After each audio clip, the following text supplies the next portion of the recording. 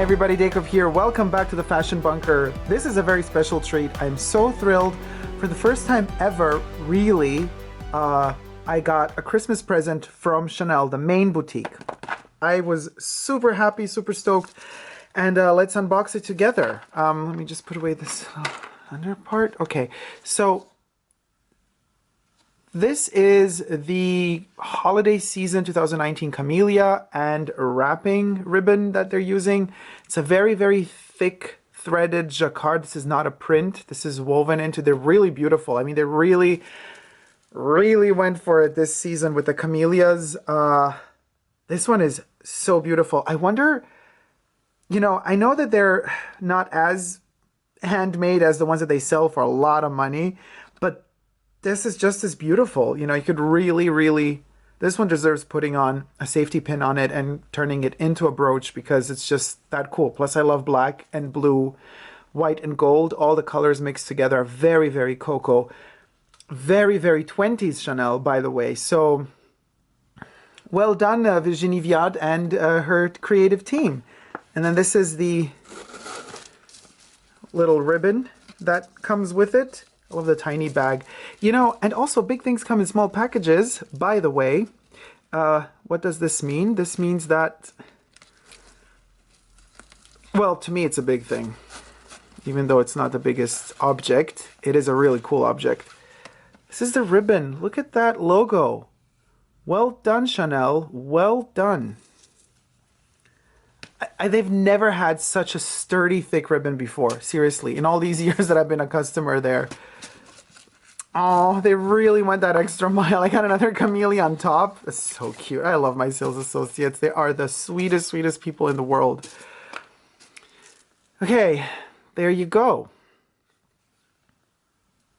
Yeah, accessories box, the classic one. How do we... I don't want to ruin this. You know, I have my way of... Okay, but this ribbon is too thick. You can't even... Can we take it off without taking it off? This is the trick I usually use so that I keep all my ribbons intact. You just slide it upwards until you get to the border. You kind of keep turning this, and then we're almost there. Another Fashion Bunker archive secret. So you see, we just keep turning as much as we can and then sliding. Not putting too much pressure because you don't want to damage the actual box, but we're almost there. There you go. It's off. Now we just got to slide this. It's like a puzzle, like a magic puzzle of sorts. Now we slide it back a little bit. It's very tight though. So there you go. And then we just slide this off. So what happens is we maintain the exact structure of our packaging ribbon. There it is. It hasn't been opened. The knot is preserved. The trickery and sorcery of the Fashion Bunker. Okay, guys, let's see what's inside. Costume jewelry. Everything packaged like you're purchasing the actual accessory. I was so thrilled. This was the one that was missing. You can't purchase this one, so I was like, yes, finally. It's the last scarab, the last Karl Lagerfeld scarab brooch. Now you might have seen this one because, you know, some clients got this right when the collection hit stores. Now, you know, it depends what sort of relationship you have with Chanel as a customer, how much you're purchasing. You know, they check all that. People are all good and nice, but at the end of the day, unfortunately in this luxury world, you're kind of valued by the amount of money you spend, not by the type of quality of a good of a or bad of a person you are personally. It's just like the money does the music. So there are rules and regulations set in place, I've been told, for these, how to obtain these little pieces, but let's not get too much into that. Let's check the little stamp back here. This one, as hard as it is to see, wait, let me Sorry, let me just go out for a second. This one is made in France.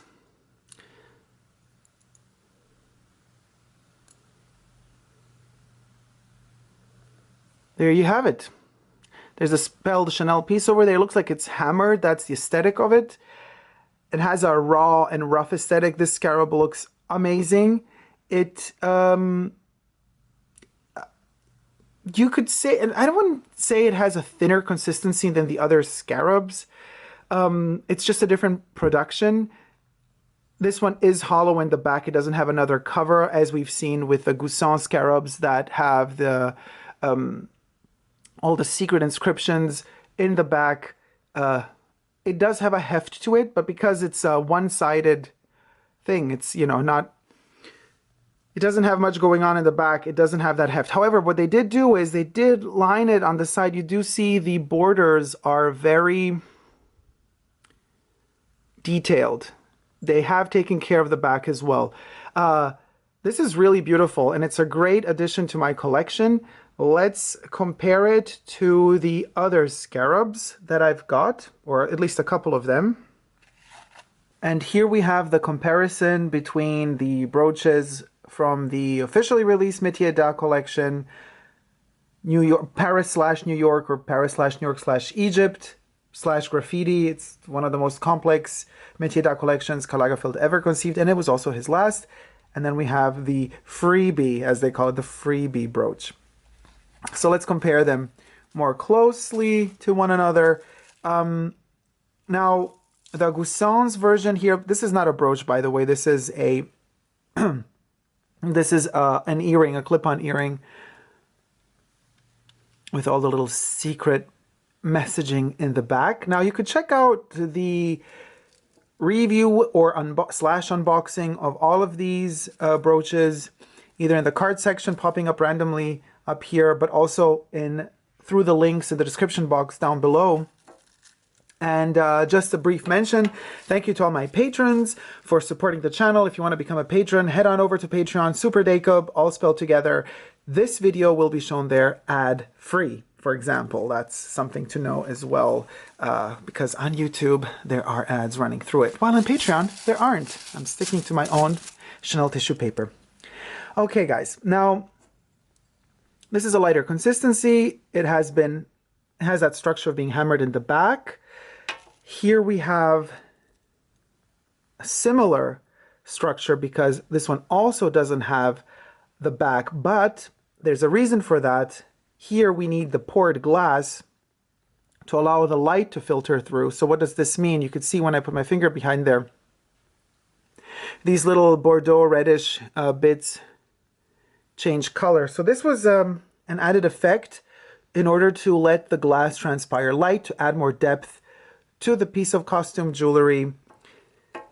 In this case, we don't have that. I mean, this scarab is hollow on the inside, but nevertheless, we have an added plate in the back with the hieroglyphs that depict, well, I wasn't able to decipher them properly, but they do depict some of Chanel's symbology as well as some random tidbits added there just for the sake of it, just for the sake of making it look, I guess, like a special, secret, ancient language.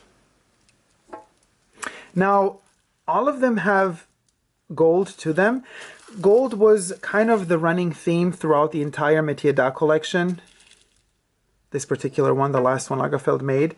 And the scarab is the symbol of the scarab beetle for the ancient Egyptians, but still today some people believe it to be the symbol of rebirth, life, and the god of sun, in particular for the ancient Egyptians. Why this? Because, you know, the beetle rolls its little pellets all over the sands and the sand dunes and everywhere it goes, and the little pellets have poop in it, but also a lot of nutrients and the eggs of its offspring. So at a certain point, this pellet, the beetle would bury it into the ground, and out of the ground, out of the blue, a new baby beetle would be born and come out. And for the people who saw that for the first time, they were in awe because they were surprised. How can the beetle just appear from nowhere, out of the blue. And just like that, they also had the concept of the sun rising every morning. There's night all night, and then in the next morning, the sun rolls its way up into the sky, and it's a golden ball. And it illuminates everything and gives life to everything. So the concept was that the beetle would be rolling the sun, or the god of the sun, the god beetle, would be rolling that pellet, which is the sun, the ball of the sun, into the world every morning. Hence a depiction of a beetle as a golden character because it's sun. So this particular brooch feels more like the sun because the way it's, the effect of it being hammered this way, and because of its head in particular, it gives us the effect of rays of light. Its particular head is very light. We do have the Chanel inscription here, the logo, as well as a prominent double C logo on the back of the beetle. This definitely gives it more of a logo crazy creature, I would say, but it's abstract enough, and I think it's abstract enough because it's all made out of one color. And the only reason why we do see all of these details is because it's hammered, or it gives us the effect of being hammered, and the contrasts are given by the shadows. So it's the shadow that allows us to see the illuminated parts of gold. Gold is very hard to photograph in general, and because when it reflects light, it either reflects it to a degree where it's overlit on the camera, or it turns black. It's like it absorbs light as well. So this particular brooch to me is like a game between these two, meaning this one is a depiction of a more archaic looking, you would call it, I mean, if it didn't have the double C, it would really look the most ancient in its simplicity. Even on the sides, like all of its little beetle legs are very well prominently designed. But there's a simplicity to it that makes it feel even more ancient. And then we have this beetle, which is a further continuation of the development of the aesthetic of a beetle. Why I say this? Because this one has more connection to literally Chanel, Coco Chanel. It has, this is a bridge between the Egyptian type of depiction of the beetle and a Byzantine kind of interpretation of a lot of esoteric things. And then added to that, we have a very classic Coco Chanel, particularly 30s type of, and also once she returned, 60s approach to Coco Chanel costume jewelry because of the particular colors. We have the Chanel Bordeaux, the black, we have the dark blue and the gold, which are her colors. And this gold, depending on how it reflects light, it can also appear to be beige in some instances, particularly in combination, this is an optical illusion of course, with how these crystals here, these translucent or transparent crystals reflect light right next to the gold. Sometimes it does seem as if it were beige. So that is a very, very Chanel take on a beetle, because it does combine her love for the Byzance period as well as Egypt. She loved Egypt. She also had a lot of talismans from Egypt that were gifted to her by a lot of her friends. So the complexity of this one, the simplicity of this one are basically what kind of gives birth to this. This one is right in between those two in terms of